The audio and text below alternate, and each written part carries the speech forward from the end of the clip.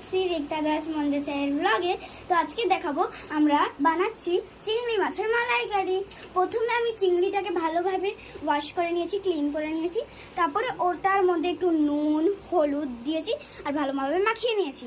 মাখিয়ে নেওয়ার পর ওর মধ্যে মানে একটু তেল দিয়ে ভেজে নিয়েছি।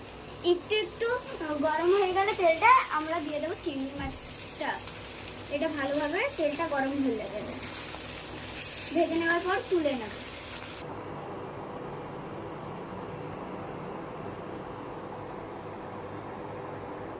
তেলটা গরম হয়ে গেলে আমরা দিয়ে দেব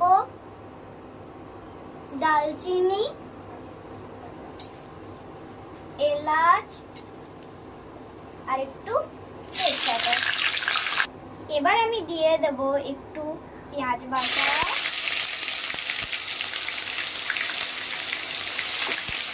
এবার দিয়ে দেব আদা বাটা আর একটু রসুন বাটা। এবার দিয়ে দেব টমেটোর এই পিউরিটা। এবার একটু দিয়ে দেব হলুদ গুঁড়ো, পরিমাণ মতো লঙ্কা গুঁড়ো। মশলাটা ভালোভাবে রান্না হয়ে যাওয়ার পর এর মধ্যে একটু নারকেল দুধ দিয়ে দেবো। আপনাদেরকে বলবো খেয়ে